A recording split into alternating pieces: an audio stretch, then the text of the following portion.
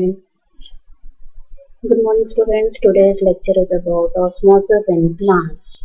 All of you have seen that the gram seeds soaked overnight.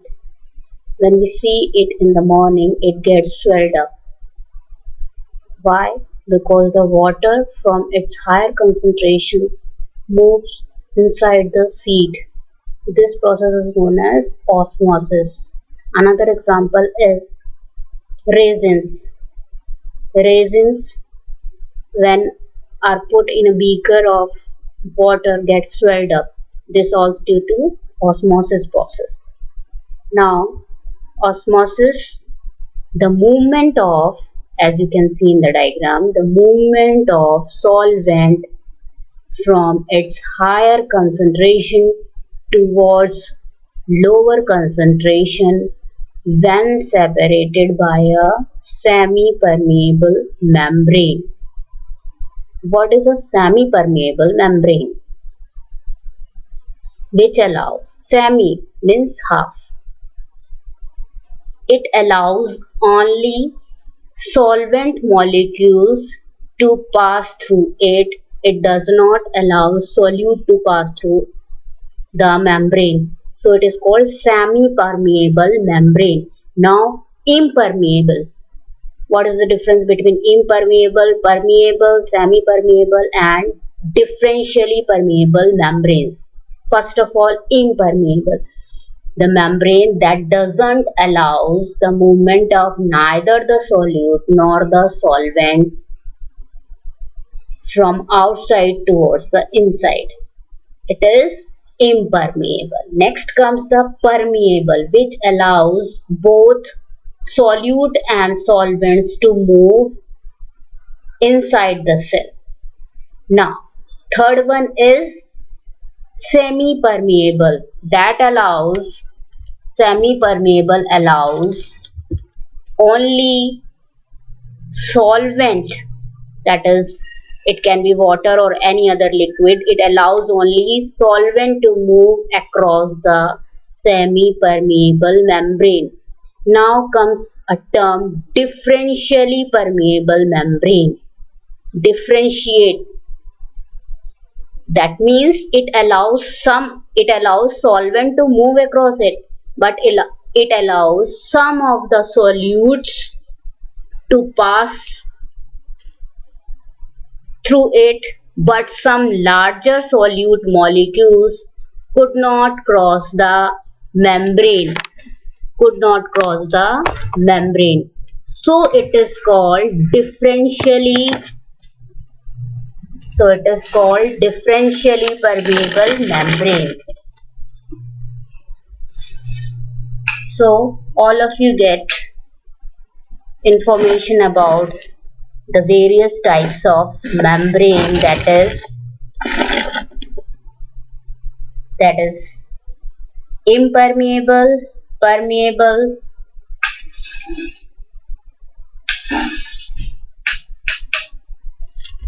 semi-permeable and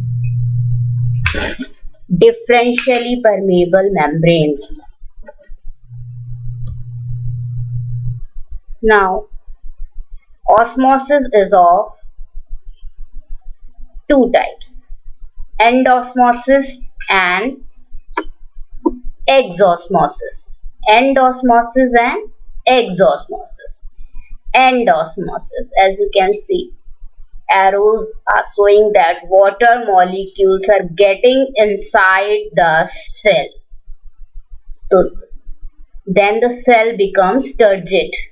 If the water molecules from their higher concentration starts moving inside the cell towards lower concentration, then due to the entry of the water molecules, the cells become turgid.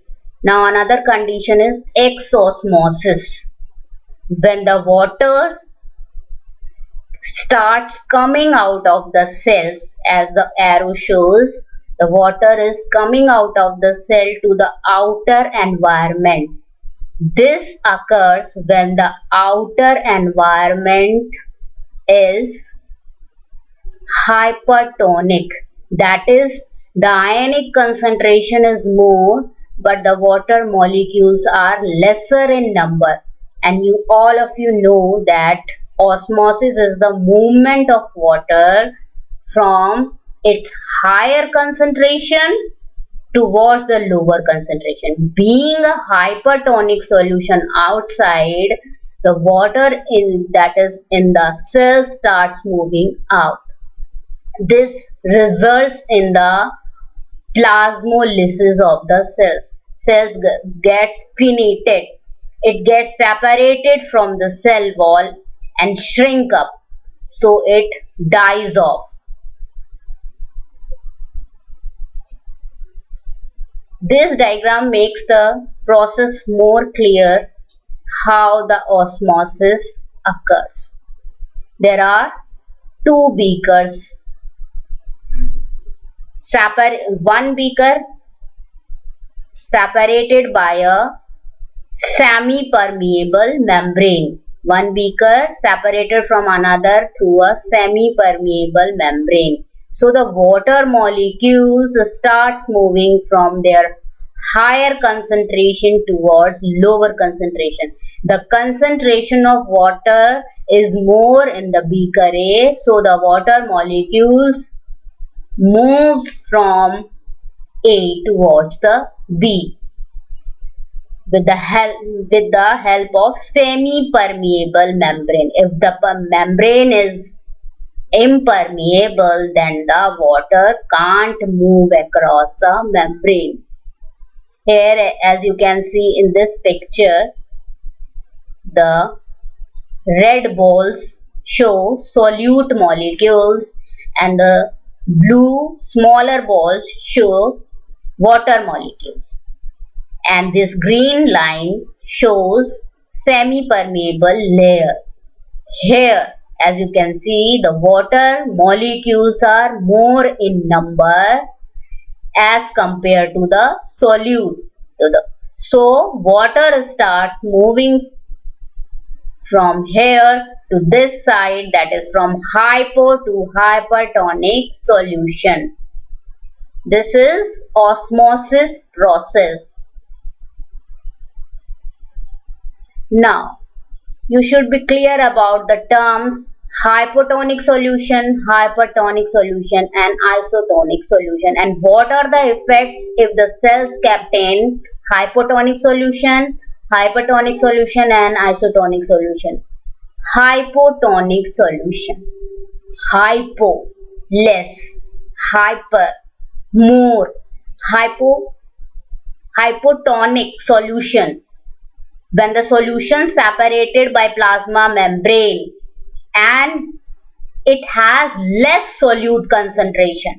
It has lesser solute concentration, then it is called hypotonic.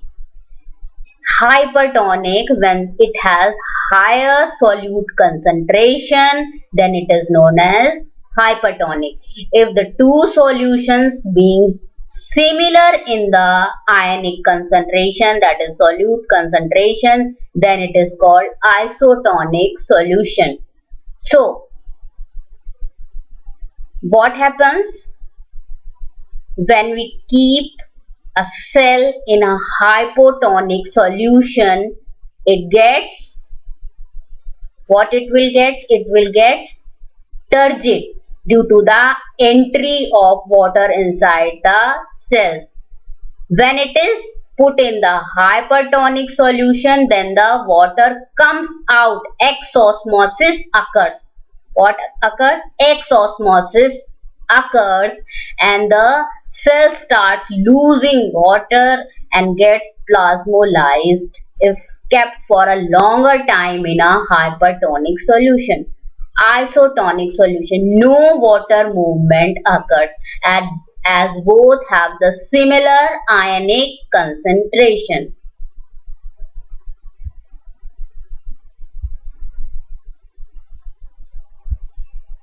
Next, what is imbibition? Imbibition, first of all, you have seen the wooden blocks, if kept in water for a longer time, they get swelled up. Why? Due to the process of adsorption. Here the term is adsorption. Adsorption of water or any liquid on the solid surface without forming any solution. It is only getting adsorbed to the surface. This process is known as imbibition. Another example is when we put gum inside a water or agar-agar gel in a beaker of water, they swell and their volume increases. Water does not enter inside the cells, but it sticks to the surface, adsorb. So, imbibition is the phenomena of adsorption of water or any other liquid by the solid particles of a substance without forming a solution. As you can see in the diagram, whenever we show a seed, first of all, a seed imbibes water. That is, the water molecules that is present in the soil get adsorbed to the surface. Then, after absorption process occurs, which results in the bursting of the seed coat, and the radicle forms the root and the plumule forms the small plantlet. Dry seeds, when soaked in water, they get swollen up due to the imbibition process. So now you are clear about the process of osmosis and imbibition playing role in the physiology of the plants. Now we come to the definition. If the two solutions having the different concentration are separated by a semi-permeable membrane, then the movement of solvent occurs from higher concentration towards the lower concentration, and this process is termed as osmosis. Now, again the three stages: hypertonic, isotonic and hypotonic. As I have discussed, when a cell is put in a hypertonic solution, that is, the ionic concentration is more in the outer environment, now the cell which having the more amount of water starts losing water. So a stage comes when the cell gets plasmolysed. When it is kept inside a isotonic solution, no effect occurs because there is no movement of water inside the cell. When it is kept in hypotonic solution, it gets turgid due to the endosmosis process. This is endosmosis, water entering inside the cell. This is exosmosis process. Water is getting outside the cells due to hypotonic condition. Now a experiment.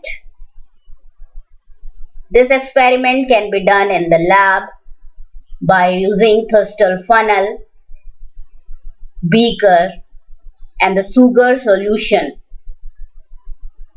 Inside the beaker, we fill it with water, and in the Thustal funnel, sugar solution is added. An initial level of the sugar solution is marked, and this Thustal funnel is covered by a semi-permeable membrane. So, after some time, we will see that the water in the beaker, that is hypotonic solution. In the Thustal funnel, sugar is added. So ionic concentration is high, it is hypertonic solution. Water starts moving from hypo to hyper, so the sugar solution rises up. Now the final level of the sugar solution raised due to end osmosis. So simple demonstration of osmosis by the Thistell funnel method. Now, what is the difference in the osmosis in animal and plant cell? Animal cells and plant cells both show similar conditions. The difference is only the presence and absence of cell wall. Plants have a cell wall and animals don't have a cell wall. As you can see, if a animal cell is there in the isotonic solution, there is no net movement of water. And when it is transferred to a hypotonic solution, water enters, that is end osmosis occurs. And when it is put in a hypertonic solution, water starts moving or leaving out the cells, so the cells get shriveled up. Term is known as crenation. Here term is called plasmolysis. Similar condition in plant cells, when put in a isotonic solution, no movement of water inside or outside occurs, and when put in a hypotonic solution, end osmosis occurs and the cell becomes turgid, swollen up.